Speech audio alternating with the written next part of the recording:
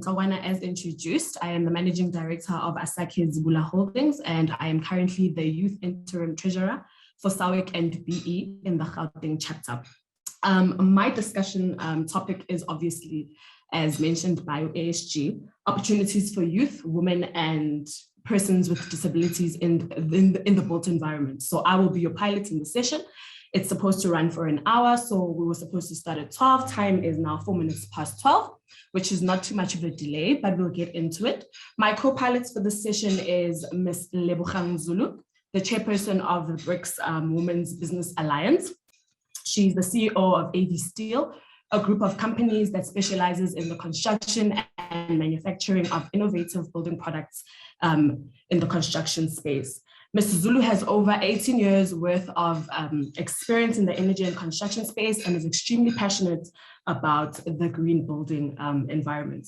We then have Ms. Thandeka Nomanjinji Nzama, who is the Managing Director of Mbogodo Building, 100% Black female-owned grade 7 CE and GB construction company.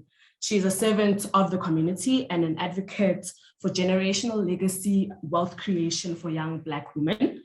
Mbogodo Building's objectives include limiting the sexual orientation and organizing inclusivity for young women in the space of the construction industry.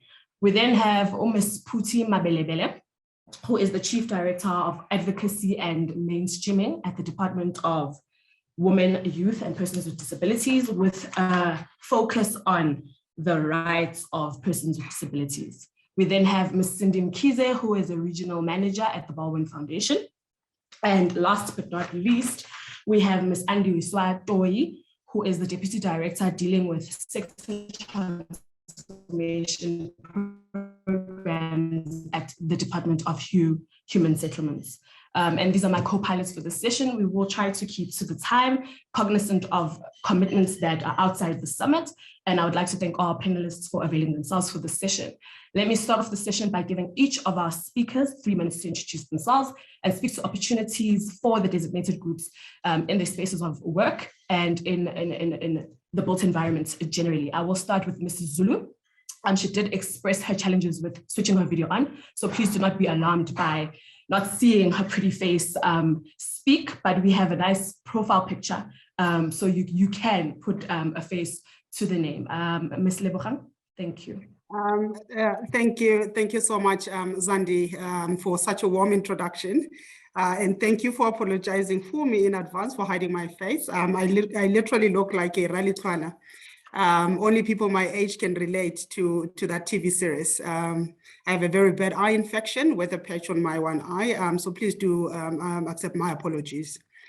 Greetings to the leadership of the BBC BE, the leadership of the Youth Chapter, the leadership of SAWIC, and to everyone joining the summit. Let me acknowledge and appreciate the earlier presence of the president of the ANC Women's League, Umama Umakhosikazi Bathabile Dlamini. I'd be amiss, of course, if I do not recognize and appreciate that the session is presented in a month where we celebrate the life of the Queen Mother, who is often honored as the mother of Black freedom. In these economic trying times we find ourselves in as Black entrepreneurs who are struggling to access local markets, let alone global markets, we certainly need her spirit and the spirits of our foremothers of 1956 to reign over us. We sincerely appreciate the opportunity, Zandi, to come and present ourselves as the South African chapter of the Brics Women's Business Alliance to one of the most important stakeholders in our journey to collaborating with yourselves in achieving our mandate and the goals that we have set for ourselves.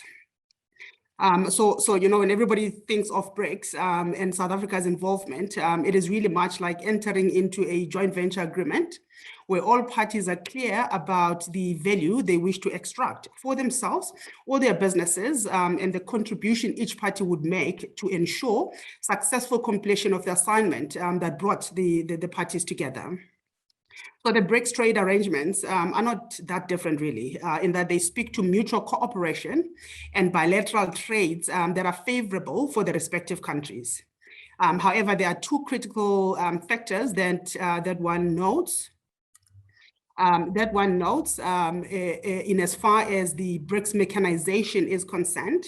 That being one, Brics was founded on the basis of establishing a mechanism that aims to promote peace, security, development, and cooperation between developed and emerging economies. The cooperation part simply means that South Africa and of course Africa is looking largely for investment and export opportunities that will grow and sustain our economies. So while the developed countries are more or less looking at how best to make their money grow, be it through direct investment, exporting products, solutions, services, etc. So that's one part.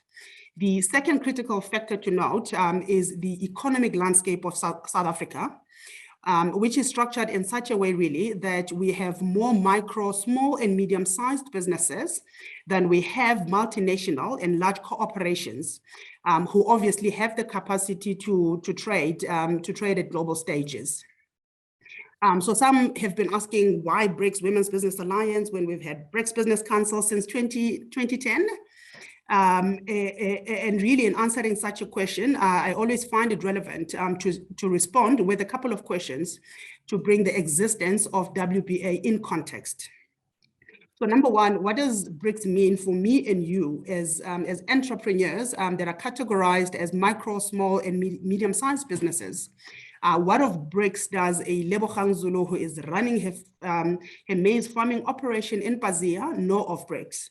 What does it mean to her? Are there opportunities for her to export her maize product to any of these Brics countries? So that's one part. The second part is from the South African perspective. The question that one would ask is really how has our trade export value improved since South Africa joined Brics in 2010? Have we seen an upward export value or an upward trajectory or a decline? And I can tell you now, having analyzed the data at hand, that South Africa's export value grew significantly between where we were in 2009 and at least 5 years preceding that period. However, that upward trajectory has not sustained. In fact, between 2014 and 2016, there was a declining trend. So while there may be many reasons to such a decline, our interest is in how the economic landscape of the country contributes to that downward trend. So that simply means if we collectively do nothing about changing the economic landscape to ensure that there is sustainable growth in the micro, small and medium-sized businesses, chances of positively impacting the export trade value for the benefit of Africa are very small. Chances of significantly impacting the rising trends of unemployment are also very small.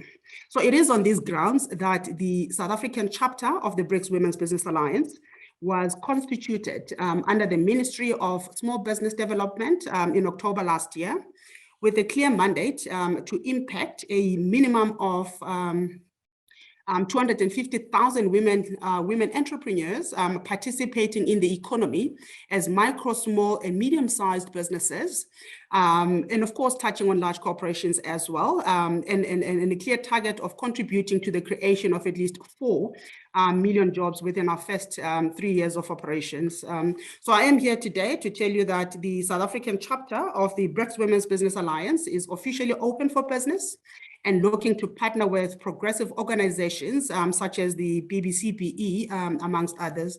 I'm going to stop it at this point because you've only given me 3 minutes for that introduction. We'll talk programs and opportunities immediately after, or during the Q&A session. Thank you. Thank you so much, Mrs. Zulu. I love that you did say that Brics Women's Business Alliance is open for business. Summit took note of that. Please allow me to move straight to Ms. Putima Belebele. Good afternoon, Malibongwe, to all the women in the webinar today. Let me take this opportunity indeed to thank you for having invited us as a Department of Women, Youth and Persons with Disabilities to attend this webinar and to participate as panel members in it. And all protocol observed. With the 3 minutes that I've been given, I wouldn't want to go into the greetings a lot, but kindly receive my sincere greetings unto everybody. My name is Putima Belebele. I'm the Chief Director, Advocacy and Mainstreaming, and also responsible for governance and compliance in the branch of rights of persons with disabilities in the Department of Women, Youth, and Persons with Disabilities.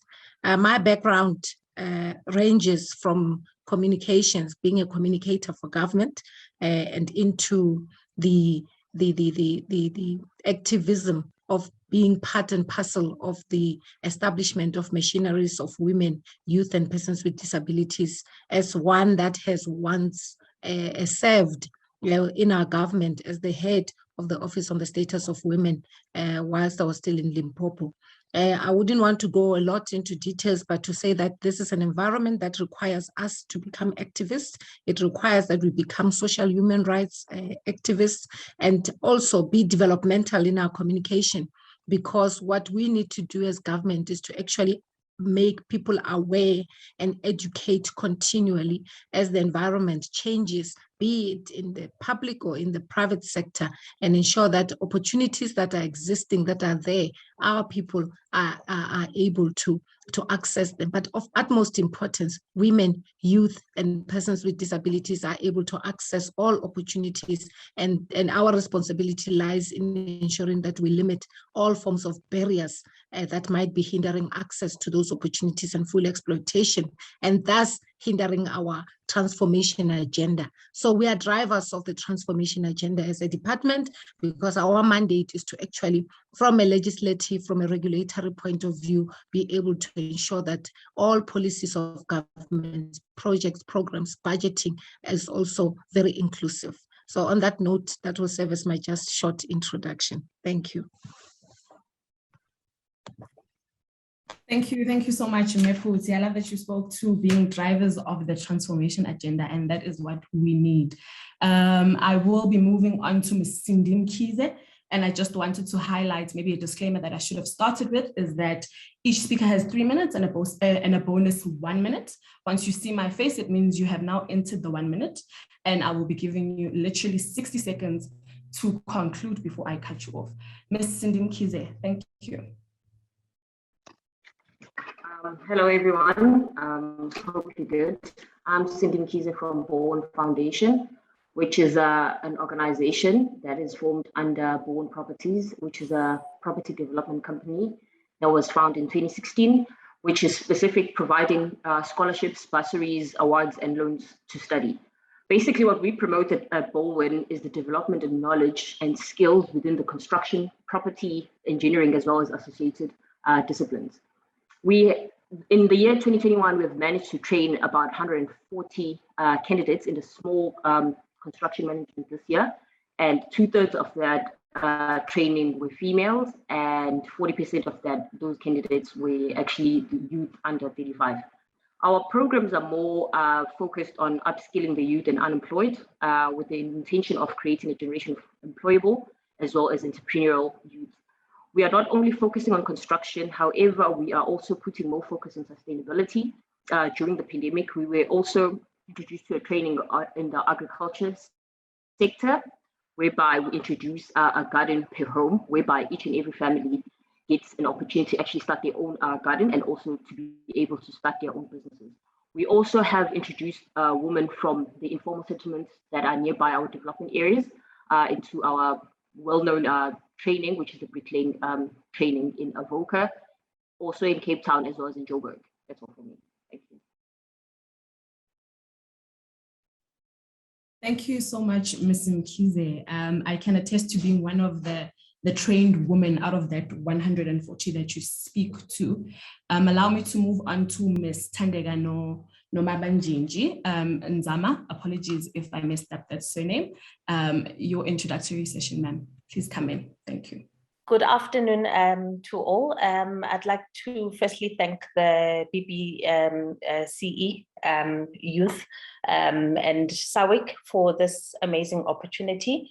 My name is Thandeka Nomabanjinji Nzama, and I'm the Managing Director of Mbokodo Building. We are a 100% Black female-owned construction company whose core focus is on female empowerment within the built industry. So what we aim to do is to make sure that we minimize the gender gaps and ensure that females form part of an equitable and inclusive part of the construction sector. When we entered into the construction industry, we realized that there is quite a vast number of females that are still, disadvantaged in the sector. So we structured our company in a way that we would make sure that we form inclusion of females and the youth within the sector. So what Mbogodo offers as part of our initiatives, we've got the skills development program where we equip female participants in the construction sector through practical and theoretical construction upskilling, where they walk away with CETA accreditations. We've also got the Procured from Women initiative, where we use female-owned entities to procure our goods and services from. And we've also got a female-focused recruitment process where we make sure that with regards to our employees' participation, that we prioritize females. And also, in terms of our subcontracting opportunities, we have a female-focused subcontracting opportunities within Mbogodo Building. So, I'm very happy that we have been given this opportunity for to take out that information to the youth and females within our sector, to make sure that we sort of highlight the opportunities that are there within the built industry. Although we have a very long way to go within the industry, but we are somehow progressing rather than regressing as what we've seen in the past. So Mbogodo Building is there to be an advocate for females within the sector. We are there to ensure that females are integrated within our system, and Mbogodo Building is open for business. And we are firm believers that it is up to us as business owners to make sure that we participate in our economic landscape and ensure that we create those opportunities for those that don't have the opportunities. And it's not necessarily it does not have to fall onto government or the public sector to have to tackle those challenges for us. Sorry, I see you already came on. Yeah, thank you for the opportunity. Thanks, Ms. Tendega. Thank you so much. You did say Mbogodo Building is open for business, and for those who didn't hear, there is a female-focused subcontracting initiative that is run by Mbogodo Building. So I must stress that is an opportunity that we need to tap into ourselves. I must disclaim that BBC BE, Youth Chamber, and SAWIC and BE do not provide opportunities for their members, but we create enabling spaces like this virtual, where such discussions are happening, and then our members can prepare themselves for obviously participating in these spaces. I'm going to close off with an introduction from Ms. Andiswa Toyi. Ms. Andiswa, the stage is yours. Okay, thank you. Greetings to everyone, especially greeting to Mamba Tabile, our leadership, as well as the leadership of the organizing company. My name is Andiswa, the manager responsible for the economic empowerment of the designated groups in the Department of Human Settlements, in particular women. Without wasting time, let me cut to the chase because there isn't much time allocated. We are responsible for the economic empowerment of designated groups. That includes your youth, women, persons with disability, your gender-based violence and femicide victims and survivors, as well as the Liberation War veterans. I'm going to cut a lot of our slides that I've prepared. We have a breakdown of unemployment because that is our major problem in the country. In the department, we've had a lot of engagements with the designated groups and their associations. The last one was the Women in Construction Summit in November. And currently, the department is implementing the resolutions and the recommendations of the summits and those roundtables that were held back in the previous years. Out of that, we have done a study, and a diagnostic report and implementation guidelines were developed, and from all of the responses that we received from our sector stakeholders and some of the companies affiliated to SAWIC and BBC have participated, and we thank you for that commitment. In July that is last month, our MINMEC, which is the highest approving authority in the department, has approved the national sector-wide programmatic approach on the sector side with the clear monitoring systems and dashboard report through the DORA. As a department, we are committed to ensure the accelerated and high impact transformed human settlements delivery. Also, on a regular, we engage with the other departments, especially the Department of Women, Youth, Persons with Disability, on issues of designated groups, on how we can perform better in the transformation agenda and the empowerment. And I'm pleased to say that we have just recently signed an MOA with the Department of Women, Youth, and Persons with Disability. One of the minister's directive she had said her office needs to be provided with an economic intervention to assist the transformation and the economic empowerment of the designated groups. So the department's response to that, we are establishing a dedicated designated groups, economic empowerment and enterprise development program. Three of the objectives that I can mention is the technical trade skills, the professionalization, and the enterprise development. This program is supported by the legislative frameworks. I'm not going to go through that. The first objective, technical trade skills, the target group there is the matriculants as well as your grade 10, 11. And the aim is to improve the technical skills and employability status. Our second objective, the professionalization, the target group there is the unemployed graduates. And the aim there is to increase the pool of professional service providers required within the human settlement space, and to also develop the value chain and create self-employment jobs. The third one, objective is the enterprise development. There we're looking at the group of people who are displaying the business acumen, and the aim also there is to create job creation through the self-employment jobs.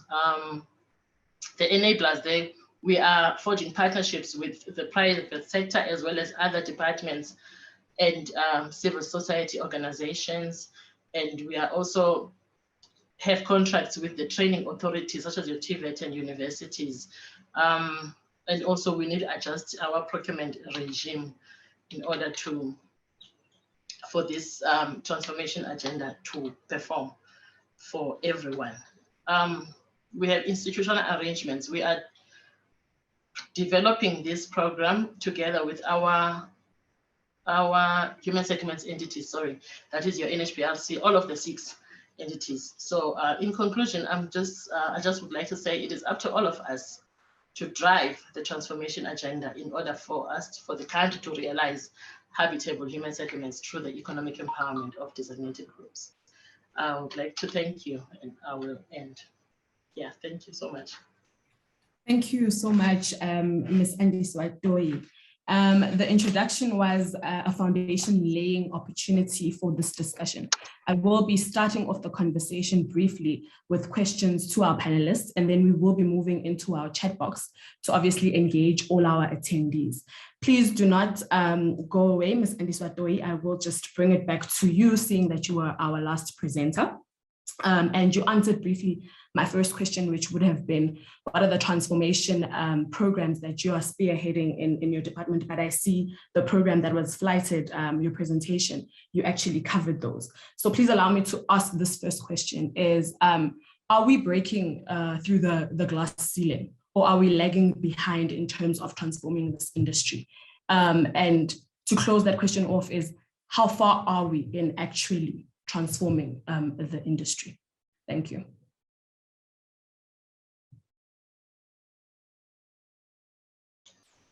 Okay, thank you for that question. I would like to say that we are breaking the ground. Yes, we have lagged a bit because of these pandemics that we have experienced, that's the COVID-19, as well as we have also the GBV pandemic that we are also working on.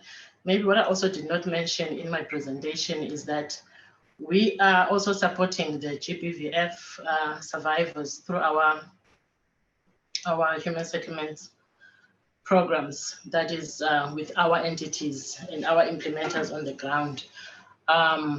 This has come about in 2020, that was approved by e-cabinet. But I would like to think that we are moving as of, and we have changed the tune, given what has been happening in the world with the COVID-19. It has lagged because of that. But what we would like to see is more of these conversations.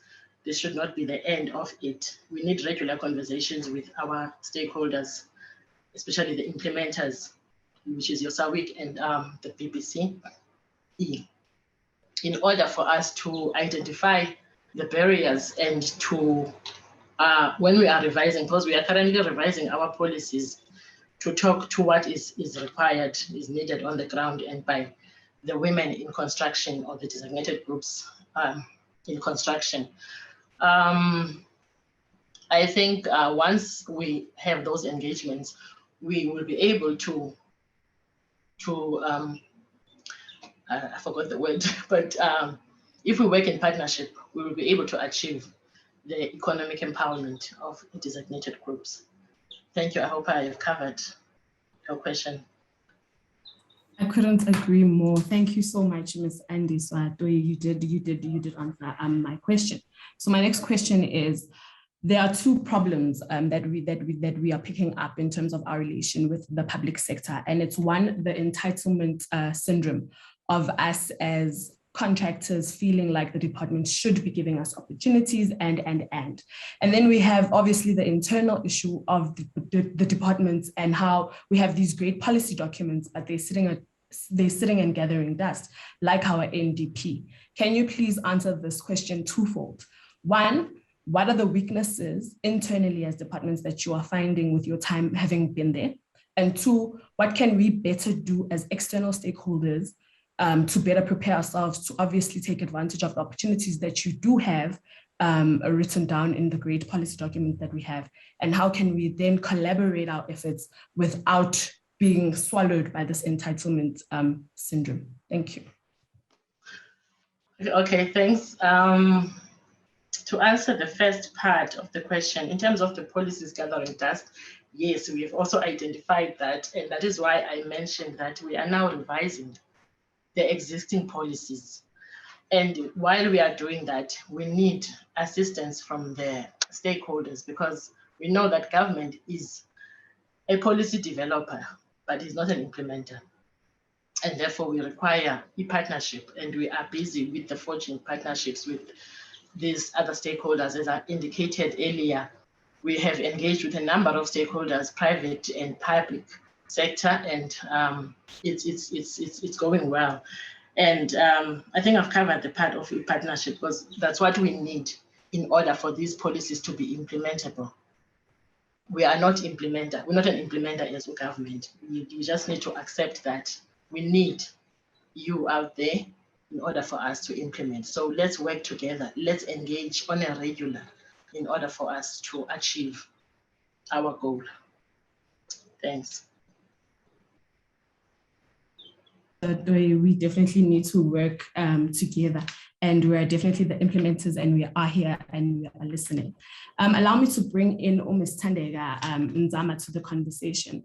As a woman who is doing really well in this space, what are the barriers of entry in the built environment, and how do we change that as women? How have you as Mbogota Building mastered taking advantage of the opportunities that are placed for women and young people and people with disabilities in the built environment? Thank you. Hi, Zandi, can you please repeat that for me? Apologies, I lost you there a bit. Okay. Am I fully audible now? Yes, you are. All right. So how do, okay, shoot, now I need to, all right. So as Mbogota Building, how have you successfully taken advantage of the opportunities availed by public sector departments like the ones that almost Andi Swatoe is representing? And how are you doing so well as obviously an entity? And what are the barriers to entry in the built environment for young women and youth, as well as people with disabilities? Thank you. Oh, okay. Thank you, Zandi. As mentioned earlier, that, us as Mbogota Building, we are firm believers that we need to actively participate, as business owners in the integration of women, youth, and people with disabilities. But, I have to also raise the fact that we haven't done much in terms of people with disabilities. And I feel that it's, having this, participating in this discussion actually raised an important factor for us to start looking into integrating people with disabilities. In terms of the public sector, with regards to the opportunities that they've allowed us, we don't necessarily wait for the public sector to dictate to us as to what sort of participation we have to do in terms of each project that we participate in. We do not wait for the client to let us know that we need to include a certain percentage of females within our project. We actively go out of our way to ensure that ensure that there's female participation and that females are more included in our sector. And with regards to the programs that I told you about earlier on, we've got different programs, like the skills development program is not just an upskilling course. Our students actually walk away with the CETA accreditations, which means that they are being empowered to be able to work within different spheres of the construction sector. So I hope I've sort of answered your question. Thank you so much, Ms. Tandega. You've sufficiently answered my question. Please allow me to bring in Ms. Lebogang Zulu. And I wanted to touch on, so the Brics Women Business Alliance has a number of goals, but the three more specific that speak to opportunities for young people, women, and people with disabilities are the following: advancing economic participation of women entrepreneurs, uncovering pathways towards an inclusive African and Brics economy, and the establishment of empowerment funding schemes to broaden access to financial resources across public and private sectors. So I just wanted Ms. Lebogang Zulu to please just give us an indication of some of the milestones recorded in regard to these three goals that have been expressed by the Women's Business Alliance. Thank you. Thank you, Zandi. Look, having crafted our strategic framework around following opportunities and matching demand with supply, the five queens representing the EXCO members of WBA have already developed just over 16 programs and initiatives that speaks to the very theme, to the very question that you asked. How do we unlock market access opportunities? How have we fared in terms of within these programs, drawn the attention of the international and the local, as well as the DFIs, in terms of the issue of access to funding.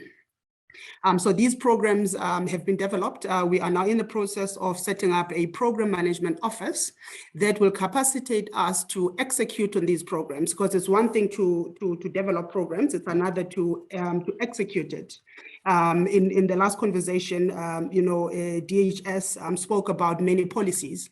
and also then did reflect that they're not implementers per se, they are policy makers. And that is true, government is exactly that. So as WBA, we have resolved to take a very pragmatic approach to unlocking economic opportunities for women and youth entrepreneurs in South Africa, because our reality really as marginalized groupings is that the issue of economic exclusion has been a systematic effort, requiring therefore that we collectively take a systematic, collaborative and intentional approach.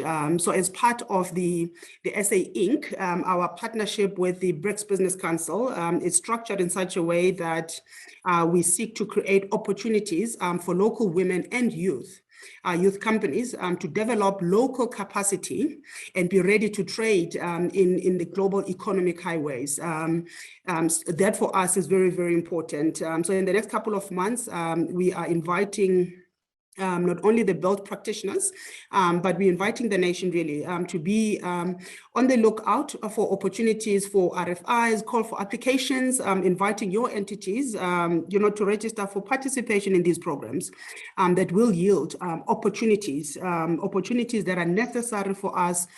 We cannot create jobs if we do not have sustainable income streams as businesses, number one. Number two, we cannot begin to look to trade at global stages when we are struggling to access local markets. So we have split our key focus areas into 3 parts.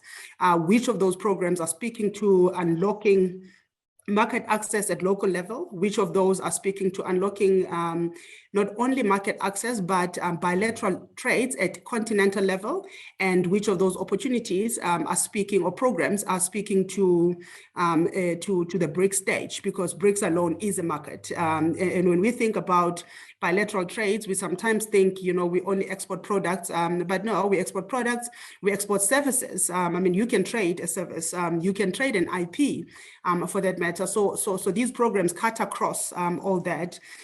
So just if one brings it back to the built environment, we will be on the lookout for those micro businesses who are manufacturing, for instance, aluminium windows from the garages of their own homes, to match them with opportunities to supply a property development that is happening in their townships. We will be looking for those women and youth-owned construction companies who have been subcontracting since the day they registered their businesses, and matching them with opportunities to be equipped with tooling, licensing, and skills to participate in projects within the country and in the continent, speaking to innovative building technologies. We'll also be looking for women and youth in energy, very important. We talk infrastructure as that enabler for African growth. Energy is just one of those critical areas. So we will be looking for opportunities for those women and youth in energy to be skilled for example, in retrofitting solar panels, for instance, solar geysers. These are just some of the initiatives out of the 16 programs we will be driving between now and the next 3 years. I'll be really amiss if, Zandi, I do not mention the previous speaker, Okeletso, a brilliant young entrepreneur who is in the manufacturing of eco-friendly bricks. It's quite super exciting to see young women penetrating the supply end of the construction industry. We certainly will reach out to her. And as I close, it's very important that I do mention this part. Some of you may have noted an initiative we pronounced at the Brics Forum a couple of days ago, that in November this year, we will be launching an initiative dubbed #FreeTheEconomy4Women. It is a call to action, the establishment of women panels of service providers and suppliers across all spheres of government, where goods and services are procured, and the ring fencing of the 40% procurement spent to these panels. This goes hand in hand with the pronouncement that was made by the president last year. Urremo Fukeng mentioned a key issue in his opening address when he said that the legislative environment does not always support pronouncements that are made by politicians. So that reality calls for a collaborative effort with various structures. So we are here calling for BBC BE to partner with us for the launch, implementation and rolling out of the hashtag Free the Economy, not only in South Africa, but in Africa. I mean, it is yours and my generation that must make sure that as Africa rises, it rises benefiting her people. Thank you, Zandi. Thank you so much, Mrs. Zulu. Hashtag Free the Economy for Women. I definitely agree. Now, you spoke to unlocking the local markets, and I think this is where I would like to bring in Ms. Cindy Mkhize from the Bowen Foundation just to discuss a few pointers with us. She spoke to the women and the youth that they've been training through the initiatives that they've been rolling out across the country. And I think my first question would be, what is then the economic opportunity for women who are trained in these spaces to actually participate on Bowen sites? Thank you. Thank you, Zandi. Yes, sorry. Thank you, Zandi, for that. Basically, it opens opportunities in the industry whereby they only employ males. So it gives females the opportunity to actually be able to be employable in the industry as well. And also, they can also start up their own businesses. We've had people whereby they actually started building their own houses, and then from there, hiring more people, teaching them how to actually do the exact same thing that they have learned from our trainings, and then also be able to employ more people in the community. Thank you so much, Ms. Mkhize. Thank you so much. Allow me to bring in Umme Puti, who is actually the Deputy Director of Sector Transformation Programs. She does want to make a small presentation to us, and then we'll get into a few questions with her just to lay the foundation for the rights of people with disabilities. Thanks, Mme Puti. Thank you very much, Chairperson. Allow me, and let me know if you can see the presentation.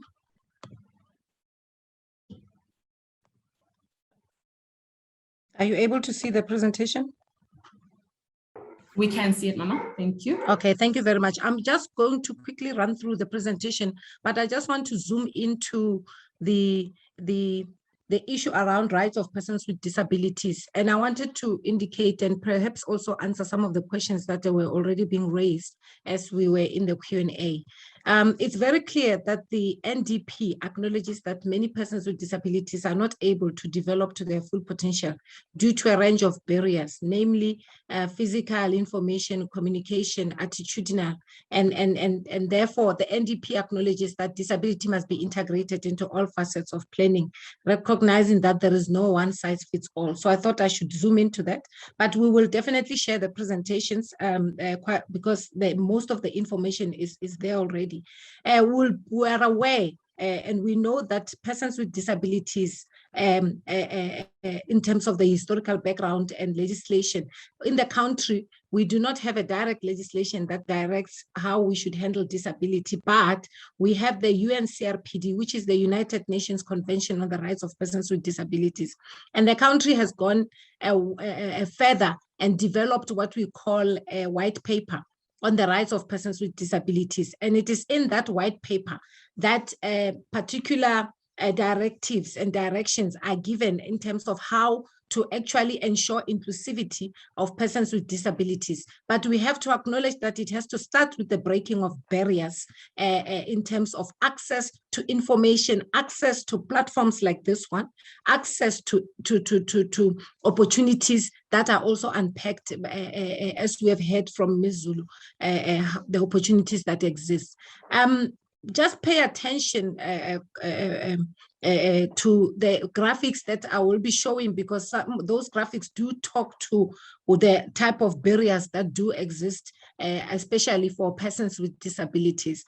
And I want I will not go into the stats, but I will want to also just emphasize that persons with disabilities, we are saying persons because that has been widely negotiated with the sector in terms of how they should be called. They do not regard themselves as differently abled because that in itself tends to bring in a particular barrier in terms of who they are, but also that disability does not mean inability.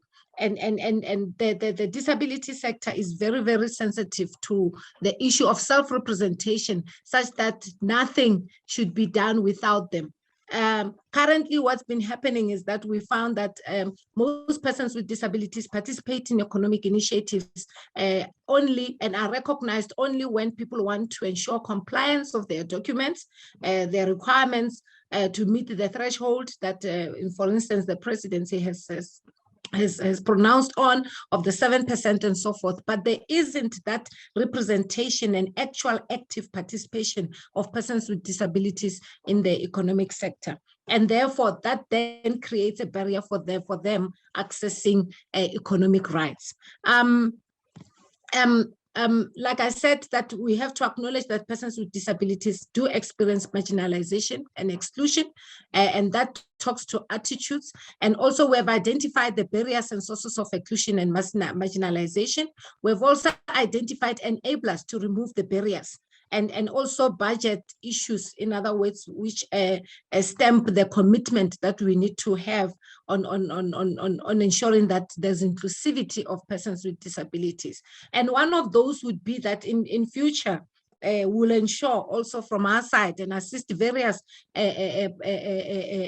organizers to ensure that the very platforms that we use also are accommodative in line with the reasonable accommodation framework for persons with disabilities. That's one, providing sign language interpretation, captions, lip reading facilities whenever we're in this particular platform. So as I've indicated, that one of the critical barriers to access for persons with disabilities is with regard to information and so forth.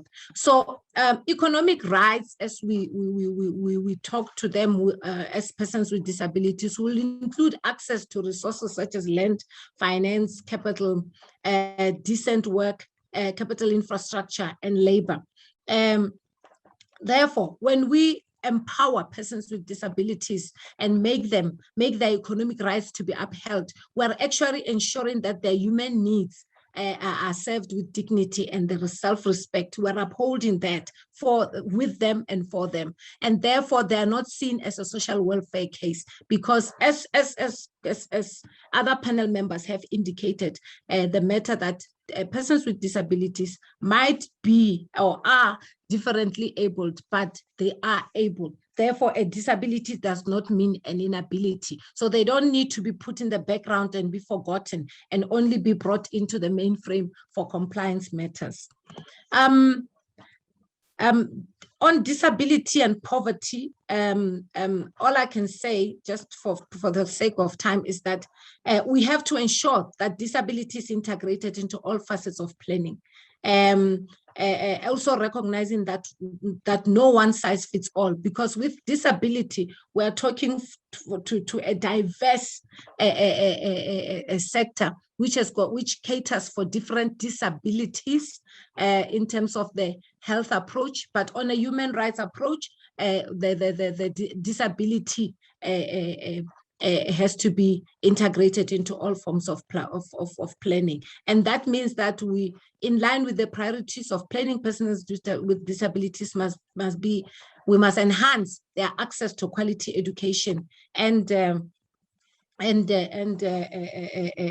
economic opportunities. Now, one of the things that we have been able to identify was the lack of reasonable accommodation, assistance, and adjustments, even in the built environment, where you find that government has gone a long way in assistance with partners in ensuring that buildings, for instance, are accessible for persons with disabilities, but there is still a lot more that we need to do, as I've indicated. So we need to ensure that there's reasonable accommodation. We need to ensure that accessibility of recruitment processes is enhanced, but also accessibility of workplaces, so that when persons with disabilities are in workplaces and they're in operation, they access every area just as able-bodied people are allowed. And therefore, the white paper has got what we call an implementation matrix. An implementation matrix serves to guide as different departments, different duty bearers, be it in the private or the public sector, on how best and what to prioritize in terms of implementing targets to enable and to ensure access for persons with disabilities. I'm not going to go into detail about that, but I will send it to the organizers to share.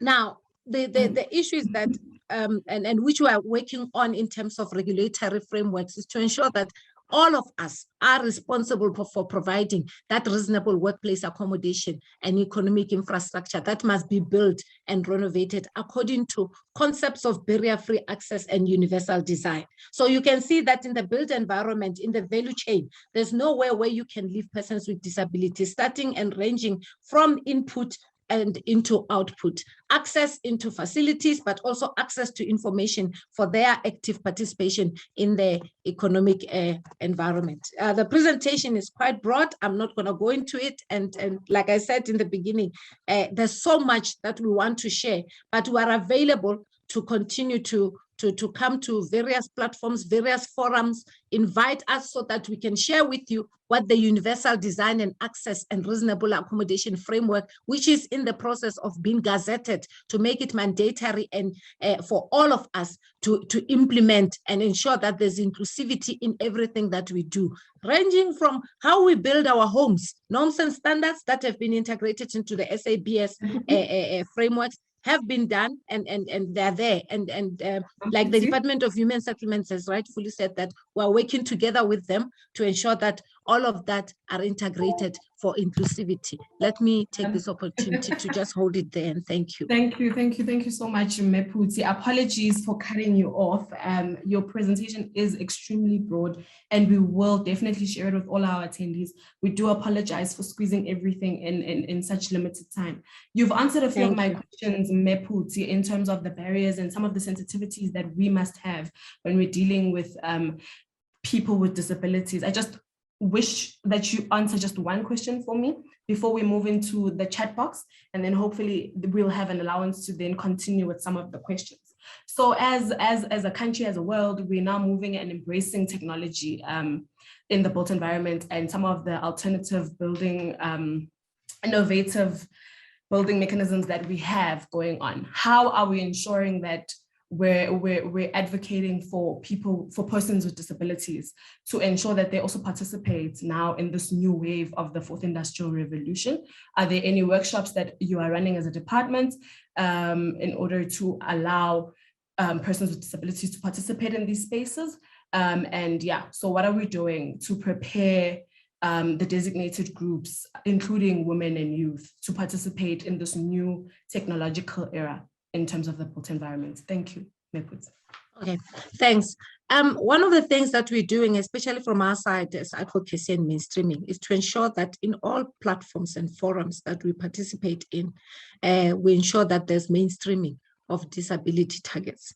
Now, with regard to fourth industrial revolution, we're advocating using our networks through the telecommunications and the communications environment to ensure that, first of all, we need to break the barrier of access. And there has been technological advancement that we have seen that assist is meant to enable, actually not assist, enable persons with disabilities to access this information as much as able-bodied people are accessing the information. So like I was giving an example of the virtual platforms, there's very virtual platforms that we're using. We are able now with accessible virtual platforms to ensure that there is sign language interpretation. If there's a deaf person in the midst, that deaf person is able to get interpreted into, and then those that gain access through lip reading, they're able to also have access to that lip reading facility. So we are doing our best to ensure that we mainstream and working with the disability sector, which is very wide, and these are made up of disability organizations. We have created a national disability rights machinery, which is actually made up of both government and civil society organizations, where we come in and integrate our solutions and discuss best ways in which we can make sure that persons with disabilities remain inclusive, because we're talking inclusivity now into the mainstream of every part or portion of everything that is involved in society. So even the 4IR, the technological advancement, we have a situation where there are technologies that have been developed for visually impaired. They are able to access all platforms that we engage in, but we'll continue to advocate to ensure that even ourselves, as we participate in forums like this, then we're able to reasonably accommodate persons with disabilities. Yes, workshops, continued education, continued and awareness sessions, we'll continue with that until we get to where we want to be. Hence, I'm making a call that we be invited, and even the BBC, BE and SAWIC, whenever you have got platforms of engagement, invite us so that we can ensure that we bring also on board young persons with disabilities and women with disabilities, because in women, there are women with disabilities. In youth, there are youth with disabilities into such platforms to self-represent themselves and ensure that they actively participate. Thank you. Oh, thank you. Thank you so much, Meputi. We'll definitely take that up for consideration so that young people and persons and women with disabilities can speak on these platforms and represent themselves. I'm going to briefly engage the chat box. Do forgive me. I know we are pressed for time. I promise you, Program Director, I won't take longer than 5 minutes. So Mohaidi Litwalo says, we are very excited about the potential economic opportunities identified by the Brics Women's Business Alliance. We kindly request Ms. Lebu to share the documents that outline the 16 opportunity programs. And Meputi spoke to unlocking access is very critical to maximize participation. Thank you so much, Ms. Zulu. Fezega Mpago then posted a question: how do our companies get matched with opportunities? Is there a specific document that we need to fill in to get those opportunities you just mentioned through Brics Women's Business Alliance? I believe this is a question directed at Mrs. Zulu. And then we have Utsebo asking, definitely, or rather commenting, definitely keen on driving this initiative. I believe that's one of the ladies you praised in your presentation. And there was an agreement as well with Ms. Mabelebele. And then Kiriboni says, thanks, Mamputi, so true. Mfanelo says, definitely, Ms. Mabelebele, we at SAWIC and BBCBE will remain inclusive and representative. Mrs. Mabelebele, a question for you. Can you please share these platforms used for persons of disability? And I see you've shared your contact details there on the chat. Please do not feel like I'm ignoring any of the other posts due to time. I just want to close off the session nicely and send it back to the overall driver of the session. But allow me to give 30 seconds to each of our speakers to answer just this one question. We can start with Lebukhang Zulu because she's been quiet for quite some time. And the question is, what should youth, women, and persons with disabilities do in preparation to take advantage of the opportunities that the reconstruction and the recovery of our economy stage poses for those people who are playing in the built environment? Thank you. Thanks, Zandi. And I'm going to use one program to respond as a way to respond to that question. So part of the areas that we've focused on as WBA is the strategic localization and industrialization, where we have said, so here's one opportunity. One opportunity is the economic recovery and the projects and projects that are within that particular space, where we then say, look, if you look at the whole value chain of construction, from raw material to manufacturing and assembly to distribution to market to the transport value chain and then to construction, who are playing where? So we've reached out to many organizations to try and understand which organization has a database and what is entailed in that database. And I can say to you with absolute certainty, unfortunately, there's pockets of databases everywhere that is not consolidated. So the ability for us to then say, the whole PMO will focus on consolidating these databases for us to understand your micro players in the whole value chain. Construction is easy. I mean, you know, SAWIC has done it exceptionally well in putting together a database of women. BBCBE has done exceptionally well in putting together databases of contractors factors in the built environment. So it is for us to now take it back and say on the supply end of things, those micro businesses are not sitting in any database. So we've partnered with CEDA in that regard, where CEDA will be posting in the next couple of months, we'll be posting an RFI, a request for information, for people to register. It doesn't matter whether you are a micro business, a small business, or medium-sized business, because all the needs are different. But the whole point is so once you have these databases and you know who is operating in what space, we then reach out to ISA, who we have already requested a list of exactly where these SIPS projects are at, so that we begin to then say, looking at the database in this specific area, we've got people who are supplying this, we've got transporters, we've got people who are distributing that, we've got raw material suppliers for that matter in those different areas. How do we then match those opportunities? And of course, then take the conversation as far as engaging the property developer, not leaving out, the large retail stores. So we've got a very clear plan. Part of the comments that I saw in the chat box just now was is WBA, will we make the 16 programs available? And the answer is an absolute yes. We definitely will make that available. This may be the start of a conversation between ourselves and BBCBE, as well as SAWIC, but it certainly is not the last. We will be engaging. We are hoping to strike a partnership because we cannot do it alone. It's a collective effort. Thank you. I've tried to be as quick as I possibly can, being mindful of the time, of course. No problem. Thank you so much, Mrs. Zulu. And I'd like to echo what you've mentioned, that it doesn't end here, and indeed it won't end here. Ms. Andiswa, just your 30 seconds on what should young people, what should women, what should persons with disabilities do in preparation to take advantage of the opportunities posed by the reconstruction and the recovery of the economy. Please be followed by Ms. Tandega, Cindy, and then we close off with Mputi so that I can close off this session. Thank you so much. Okay, thank you. Thanks, Chair. With our economic empowerment enterprise development program, I think it's the designated groups should follow that. And I've also shared, I think what we need to do is to engage further, because I could not finalize my presentation. There's a lot that I need to share with everyone in terms of what does it entail and how is it going to assist in terms of breaking the barriers. I would really appreciate if we can just get invitations to engage further on individual basis of the organizations that are participating here in this platform. And I've shared my numbers, and also you can go to our website, but I would appreciate if you can contact me directly with regards to this economic empowerment of designated groups. Thank you. Thanks, Ms. Andisa. Ms. Tandega.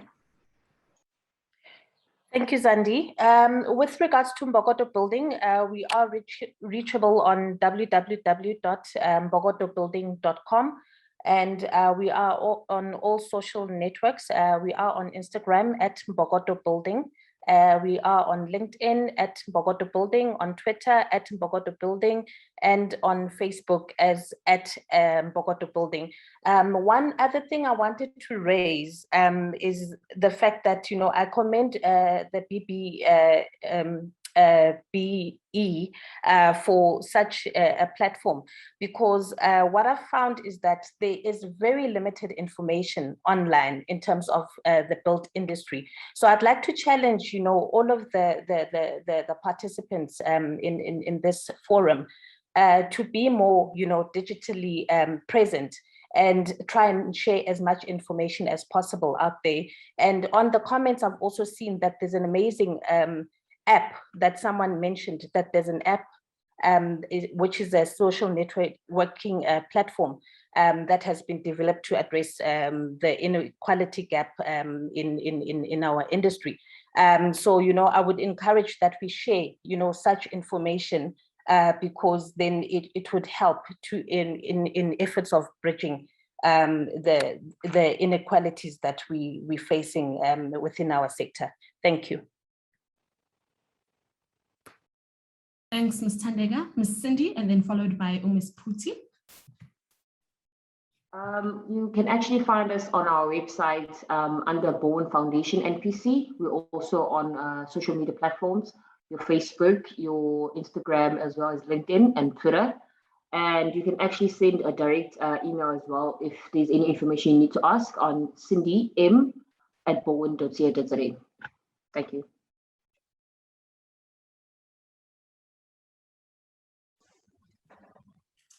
Thanks, Cindy. Meputi. Thank you very much. I've shared my contact details where everybody can access me. And if you want assistance with the probably terms of reference to ensure participation of persons with disabilities or access to organizations of persons with disabilities, you feel free to contact us. We'll gladly share with you. But also in conclusion, just to make a call to all of us that if we work together, let's work together to ensure that the socioeconomic inclusion of persons with disabilities is realized, and persons with disabilities must be involved throughout all processes, from conceptualization, developing to implementation of policies and of programs. And we should consider our persons with disabilities as both beneficiaries and implementers, so that all barriers to access to the mainstream economy are eliminated. And yeah, that would be my parting shot, to say let's ensure inclusivity of persons with disabilities, and it starts with self-representation. The persons with disabilities need to self-represent. Hence, our motto is nothing for us without us. Thank you very much. Sure. Thank you so much, Meputi, for that closing shot. Nothing about us without us, definitely. So we've taken away the strategic localization mentioned by Mezulu and the enterprise development programs that are offered by the department, as well as digital presence shared by Miss Mbogoto building. And we will definitely work together. And just to mention, it's the Prestio app, the app that Ms. Tandega was referring to. So let's check that out. Allow me to introduce the next part of this program, which is obviously the summary of our 3 discussions. I will be handing over to Ms. Lorato Moncho, a colleague of mine. Please do take over, and thank you so much for allowing me to moderate the session. Great afternoon to you all, and please do enjoy the rest of Women's Month. Thank you.